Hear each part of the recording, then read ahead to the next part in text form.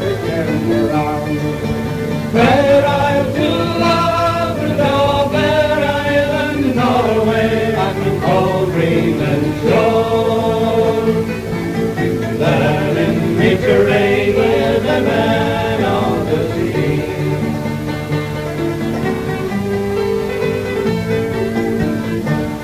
Long years as a deckie I have for me living, and I toiled on the deck through the wild Arctic gale. Knew the tide grip of fear and the cold sea was stormy, and I soon learned the truth of the Parliament tale. There I'm to love and over Ireland, Norway, and cold Greenland shore, learning me to reign with the man of the sea.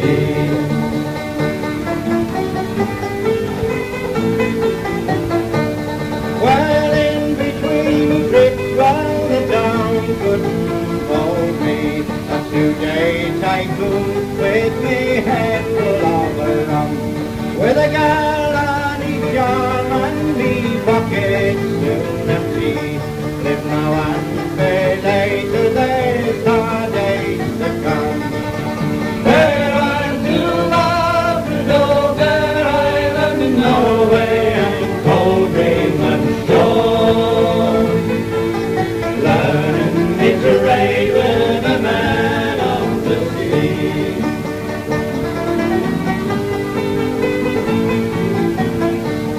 Now I know every hull as it tops the horizon. I learned all the tricks of the Parliament way. Knew the sea as provider, betrayer and taker. I got me mates to give me future is made. Where I'm to love and over Ireland, Norway and cold Greenland shore, learning me to reign with a man of the sea.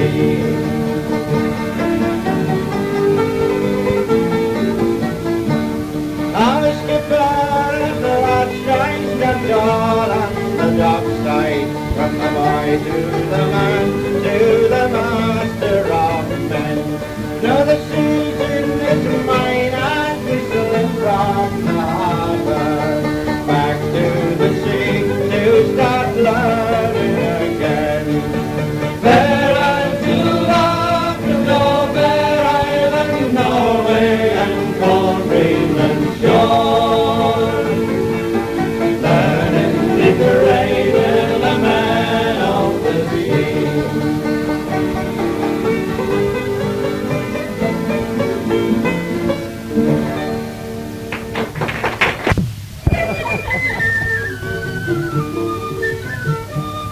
Will you gang to the Highlands, Lizzie Lindsay? Will you gang to the Highlands with me? Will you gang to the Highlands, Lizzie Lindsay? My bride and my darling to be. Is it the man, is that? That's the chorus now, is it? Very so 3 times. So we wanted it.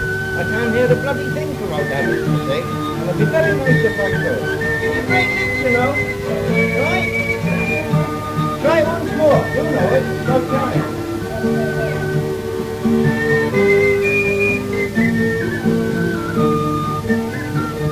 Will you gang to the Highlands, Lizzie Lindsay? Will you gang to the Highlands with me? Will you gang to the Highlands, Lizzie Lindsay? My bride and my darling to be. All to go to the Highlands with you, star, is a thing that I can ever do. For I know not the land that you come from, none know nothing else they call you. Will you gang to the Highlands, Lizzie Lindsay?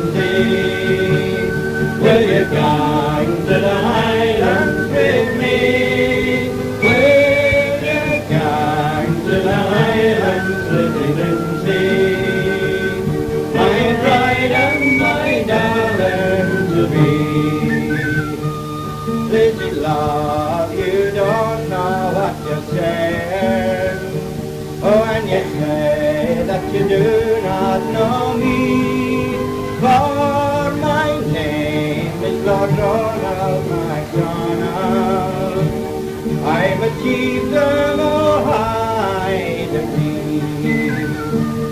Will you gang to the Highlands, Lizzie Lindsay? Will you gang to the Highlands with me? Will you gang to the Highlands, Lizzie Lindsay? My bride and my darling to be. So she lifted up her gown of green satin, and she lifted up her gown o'er her knee, and she went with Lord John of MacDonald, his bride and his darling to be. Will you gang to the Highlands, Lizzie Lindsay? Will you gang to the Highlands with me? Will you gang to the Highlands, Lizzie Lindsay? My bride and my darling to be.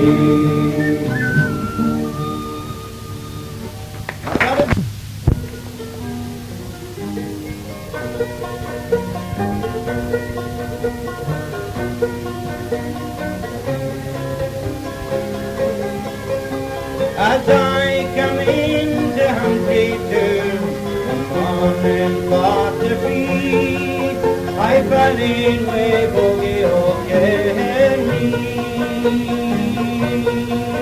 and we am little free. To put his suavest words that our men to skirt and plough, or do anything about them what I very well know. Now Bogie had a daughter, her name was Isabel, the lily of the valley, and the primrose o'er the dell. And when she went to talking, she took me for her guide, down by the Bunrokenny, for to see small fishes fly. And when 9 months were past and gone, she bore to me a son, and I was quickly sent for to see what could be done. Now when I said I'd marry her, but all that wouldn't do, you're no a match for my wee Belle, and she's no a match for you. She's gone to marry a single lad that comes free and fleeting, and pots and pans and paraffin lamps, and his clothes that country round. Now maybe she's got a better lad, Bogie can eat out, so farewell ye lads, so Humphrey side, I am Bogie,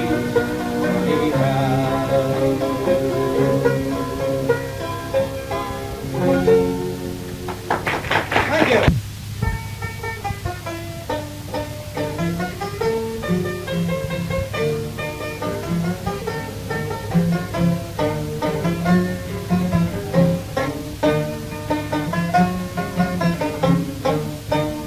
Now it's in the evening after dark, when the black like mine are going to work, with his moleskin trousers and dirty shirts, there goes the black like miner. And now he grabs his toes and down he goes, the you coal that lies below. There's not a woman in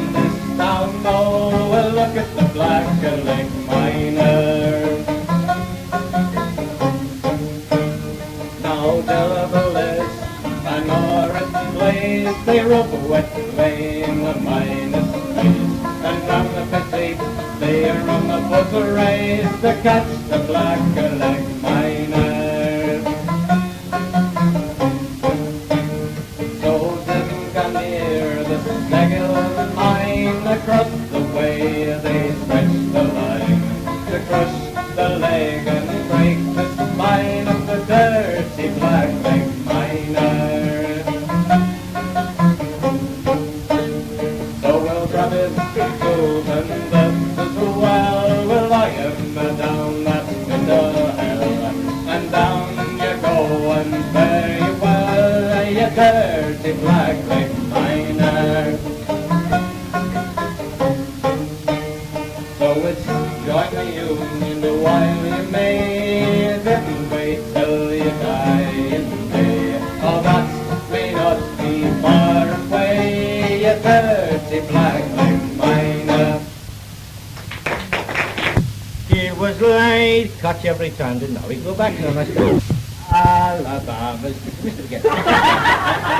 When Alabama's keel was laid, roll, Alabama, roll. It was laid in the yard of Jonathan Blair. Oh, roll, Alabama, roll. It was laid in the yard of Jonathan Blair. Roll, Alabama, roll. It was laid in the town of Birkenhead. Oh, roll, Alabama, roll. That was shut up. Let's sit over there. Good. Was down the Mersey she sailed then. Roll, Alabama, roll. The little boat of guns and men. Oh, roll, Alabama, roll. To Shabbat town she sailed one day. Roll, Alabama, roll. To take account of prize money. Oh, roll, Alabama, roll. Many a sailor laddie met his doom. Roll, Alabama, roll. When the care said she hove him to view. Oh, roll, Alabama, roll. Till a ball from the forward turret that day. Roll, Alabama, roll. Wipe the Alabama stern away. Oh, roll, Alabama, roll. Off the 3 mile within 65. Roll, Alabama, roll. Alabama went to a water rigger. Oh, roll, Alabama, roll. The end. You wake up bright and early, it's scraping a dirty pill, and you're trying to focus clearly on ceiling. It's then that you notice same cobwebs as last year, and third layer of pages start to feel. So you lie there and think about getting up in bed, and then you lie and think of last meat drink, and then thought readily occurs that things will soon get worse. You wish that you could stop and lie and think. But you have to make a move, so you sling all the bedclothes back, and the bed springs start to ping and twang, and then there's one almighty chiming as you transfer your weight. It's like a mad axeman up inside big bed. You can't breathe without the clanging. You can't blink without the creak. It's a racket that echoes through all the neighbours' heads. Well, it's not their intention, but they've come up with an invention. It's the ultimate contraceptive bed. There you put your best foot forward. There you venture out of bed. There you cross that room so dark and damp. God, you know, lying away so slippery and freezing cold and all. And all the uses, sir, is easy and cramped. But you set off like a rocket, heading straight off sea. And when you reach that mat, it feels asleep. But completely in defiance of known medical science, it's still too late. You've got roots of your feet. And you stand there, bleary-eyed, losing who that is, staring back. What place is quite familiar that you see, but it's funny how all its features seem to be rearranged. And you think, it's miracle. What does it mean? And then you turn both taps on, and there's a bowel curdling noise, and a thumping and a drumming in your head. And you wonder if it's coming from antiquated plumbing, or is it you? And you just stop and stop. Then from taps, there comes a splutter, and sink begins to fill with a dark brown coloured liquid straight to the tap. And holidaymakers did thousands of at home each year, convinced Filey standing on a cocoa well. But they ought to know better if they'd only stopped the thing. Because once you dip your finger in that bowl, your arm freezes, and then it's numb. And you know from where that water goes.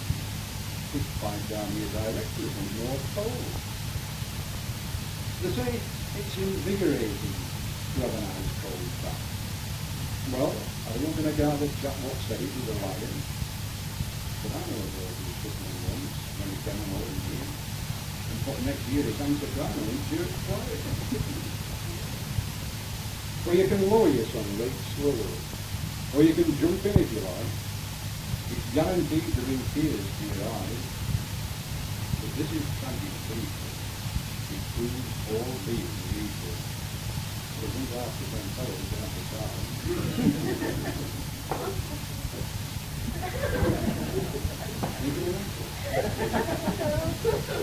Boarding house plumbing, it's a law to its sense.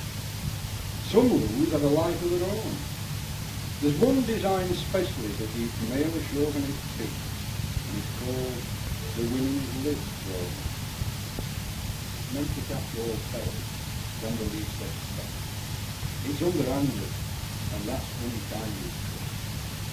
For you stand there at bay, there's innocent living, and suddenly that toilet seat slams shut. And then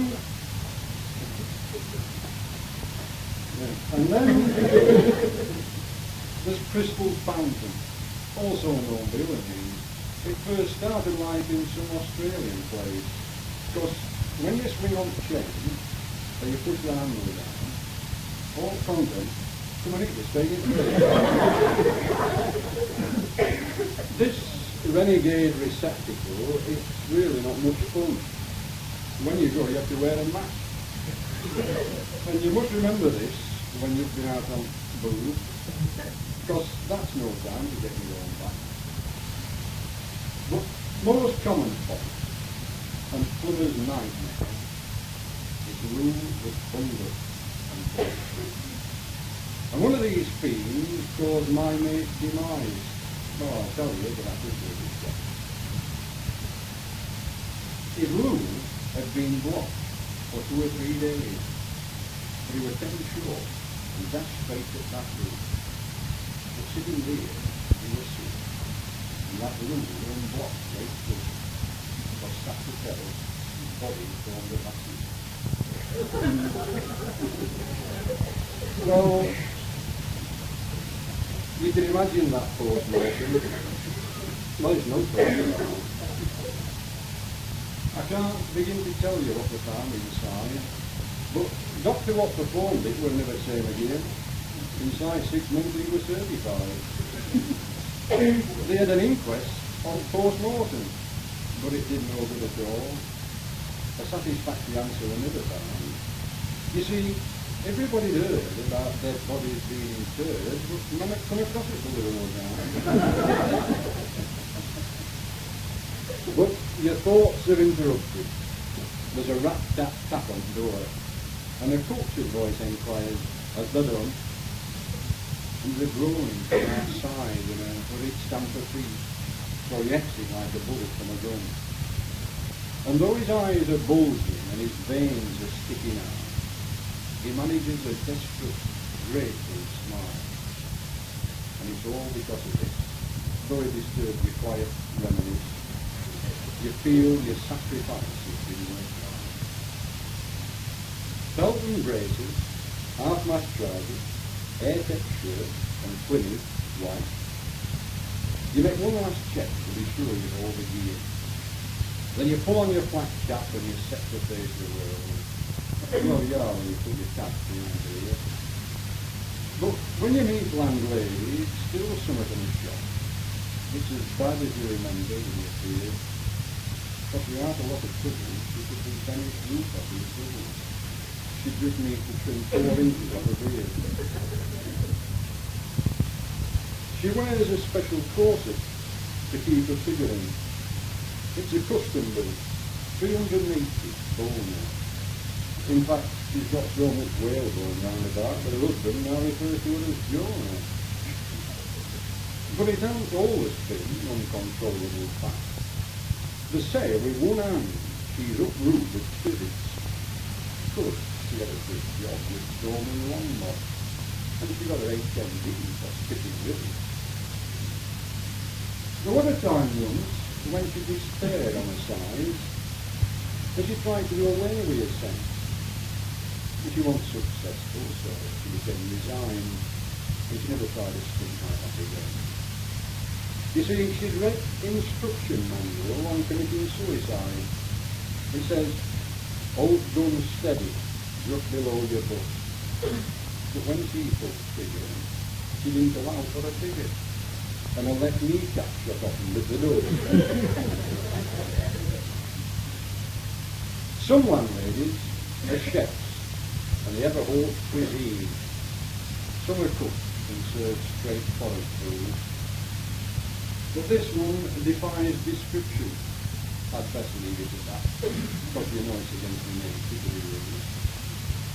But I'll tell you this for now, just to give you some idea. So much stuff you dig it up makes grown men fly. Well, I don't know if you can. It's not good for the good dance. Only thing that's missing is cow pie. When you go to have your breakfast, you know how it must have felt when soldiers in the Third War went on a stop. There would be the eyes on them, and you know there's no going back. And no matter what you're thinking, you can't stop. You see that telly actor, wait months of lasting life. You get lovely big crispy cornflakes and cream like silk. Well, you want to pack it first, and all you get is first, and sample of crumbs submerged in tepid milk. Well, you've got to force your sense of basics because there's no one to the door. Maybe if you smother it in sugar it will do. But she's nursing sugar balls, and she won't let you get in. But if you insist, you'll ask one or two. Well, you could try a cup of tea, but it's a bit thick for my taste. One day, the accident, she gave teapot a thump, and pot was smashed to bits. And we all rolled round in fits. Until we thought Stephen still stood there. Then she brings you egg and bacon, and tomato and fried bread. And then she goes and leaves you all in peace. But you're reminded on her presence in no uncertain terms with just to this country, since the day before it's free. Before you raise your knife and fork, you pause to admire his skill. For this craftsmanship belongs to days of yore. There's not many left today who could serve a meal in this world. One half burnt to cinnamon and fully all. With a glassy yellow eye in a sea of coloured slime, but its final touch reflected quite a lot. She must have felt deep sorrow for that cold place, but all things edged respectfully in black. Colour of tomato, it ranges from penicillin green to strangest shade of peach you'll ever find. And lying next to that was a greyish bit of fat, and it seemed to cut off bacon and left rind. But her fried bread, text biscuit, and I choose the word with care, because it's curled like brandy stick, and hard and all. When you jab it, 3 or 4, that's all you've got to do, have your breakfast, isn't it?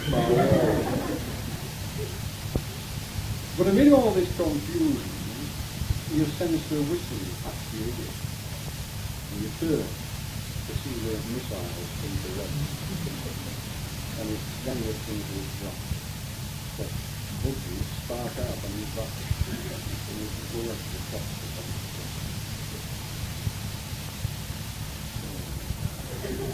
But you should have seen her cooking before she went to evening class. Then her meals were useful. Now they're not. And it sometimes makes you wonder just how much she took in. And since then, how much more she's forgotten.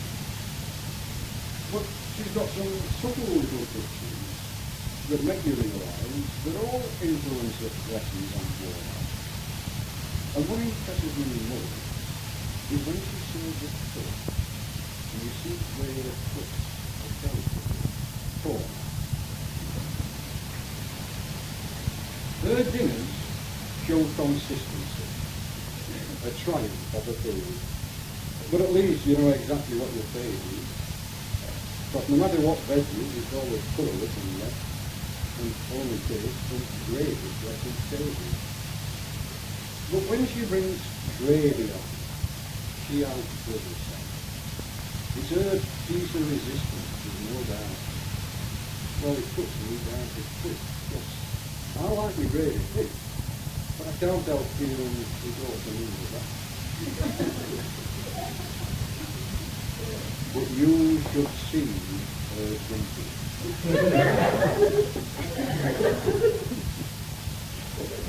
You've not seen like before, because they're round like gatepost tops, but these are harder. The recipe she uses is 400-year-old. People use cannonballs, what Santa Armani. But it's what they do to you that you want to fret about. Harder maybe you think I can't see you. I mean, let landlady's old man try to listen out of pattern, he'll drop his back and got a double earning. When you try to rise from table, you find your flesh is weak. Your head starts to, and your stomach cramp. And when at last you do get in there, you're not like you got before, because now all your music are bionic. But your cure arrives at tea time, which is sooner than you think. Not for her is it too slight, the rest of your home. No, it's always beans on toast, you rhubarb, and turbos, and you find you get a good run for your money. There's no variation that goes on day after day. The stomachs are salted and gooey. If it's not roughy, it's indigestible stock. Even pigs in backyard get confused. Well, there's folks that do Majorca, and some to Tenerife, the Isles of Greece, and even USA. But we know we live on best, that it stands up to age-old test. You don't get over your clothes unless you know you're still there. So, we know we've been away already. There's not much time for that. You can see it just be looking when we send you. But we're all drawn and white, with funny sort of skin, and his eyes are sunk and his stomach is distended. But when I look round for a reason why I could, year after year, well, there's enough to say to write another poem. Now, you might think that's clear, but it's as clear as answer here. But you could see what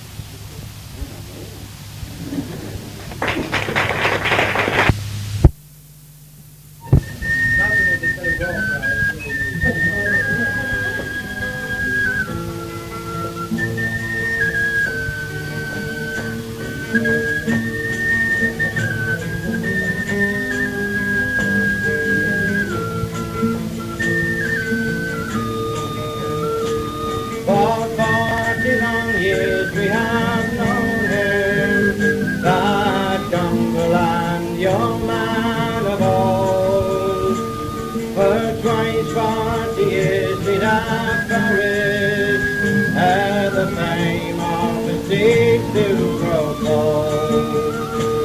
For the horn of the hunter is silent, on the banks of the Earl no more.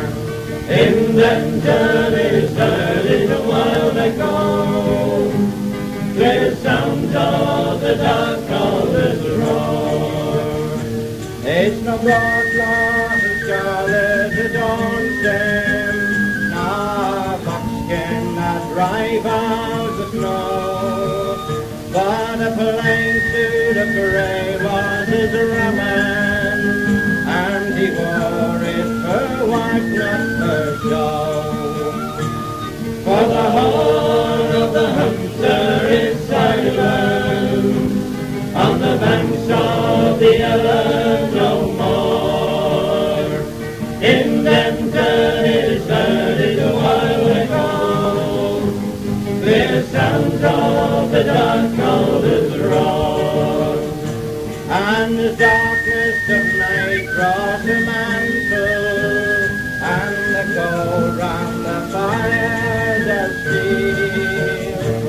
Our children will pray for the challenge, the tale of the famous John Field. For the horn of the hunter is silent, on the banks of the Ellen no more. In Denton is heard in the wild echo, clear sounds of the dark cauldron's roar. So we'll tell them of Ranter and Royal, and of Matchless and Melody too, how we hunted the fox around Garrow, and we forced him from scent into view. Well, the horn of the hunter is silent, on the banks of the Ellen no more. In Denton is heard in a wild echo, clear sounds of the dark cauldron's roar. How often from Banton to Skiddaw, 2 miles back with old Whitefield, we have galloped like madmen together to follow the horn of John Field. Well, the horn of the hunter is silent, on the banks of the Ellen no more. In Denton is heard in a wild echo, clear sounds of the dark cauldron's roar. Now long may we live where the never, till the hands of our race fade the sea. We will mourn for our sportsman and brother, and remember the name of John Lee. For the horn of the hunter is silent, on the banks of the Ellen no more. In Denton is heard in the wild echo, clear sounds of the dark cauldron's roar. For the horn of the hunter is silent, on the banks of the Ellen no more. In Denton is heard in a wild echo, a clear sound of the dark cauldron's roar. Start to walk along, you can hear the sweet song, the sweet voice of the nightingale flow. From tale of the sweet nightingale, as she sings in the valley below. As she sings in the valley below. Sweet Sweet Betsy, never fail, let me carry your veil, and off to your cottage we'll go. For to hear the fond tale of the sweet Nightingale, as she sings in the valley below, as she sings in the valley below. Then sit yourself down here with me on the ground, on the banks where the nightingales flow. Hear the fond tale of the sweet Nightingale, as it sings in the valley below, as he sings in the valley below. So the couple agreed to get married with speed, and off to the chapel they go. Was she afraid of sit in the shade, or to lie in the valley below, or to lie in the valley below? As sweethearts walk along, you can hear the fond song, the sweet voice of the nightingale blows. Hear the fond tale of the sweet Nightingale, as he sings in the valley below, as he sings in the valley below.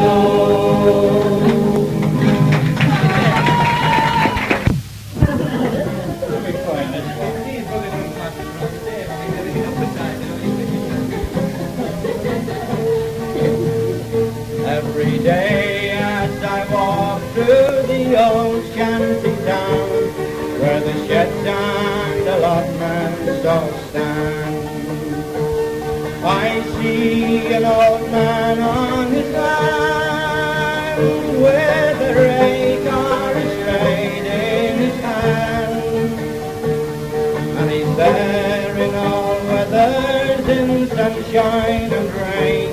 And I hesitate as I walk past. Is he happy or sad in his task?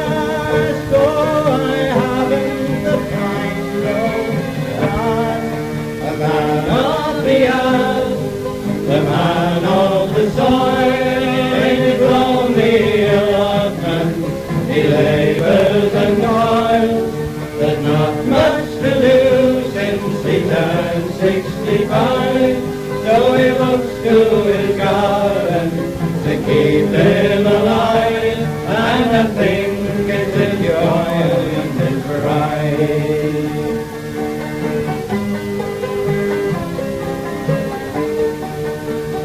50 years at the ironworks broke his will, and his back and his shoulders around. There was no other work in the town, so they had him both tethered and bound. Then all of a sudden he turned 65, and the bosses said, "Thank you, my man." Then they stuck a gold watch in his hand, and behind him the door quickly slammed. The man of the earth, the man of the soil, in his lonely allotment, he labours and toils. There's not much to do since he turned 65, so he looks to his garden to keep him alive, and I think it's his joy and his pride.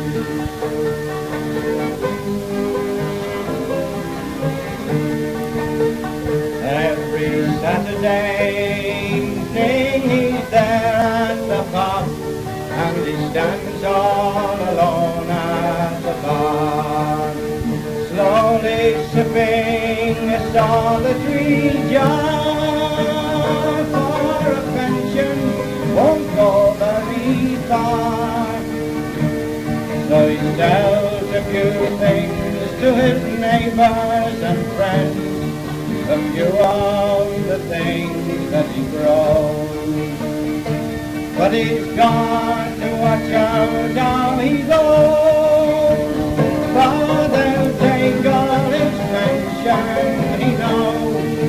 The man of the earth, the man of the soil, in his lonely allotment, he labors and toils. There's not much to do since he turned 65, so he looks to his garden to keep him alive, and I think it's his joy and his pride.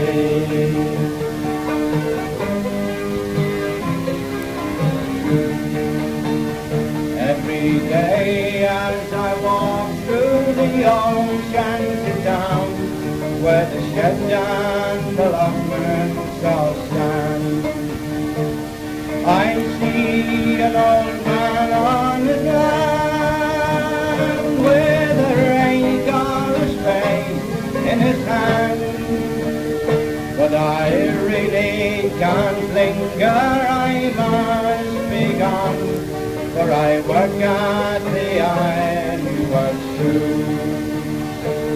I started there 5 years ago, only 45 more years to go. The man of the earth, the man of the soil, in his lonely allotment, he labors and toils. There's not much to do since he turned 65, so he looks to his garden to keep him alive, and I think it's his joy and his pride. Yes, I think it's his joy and his pride.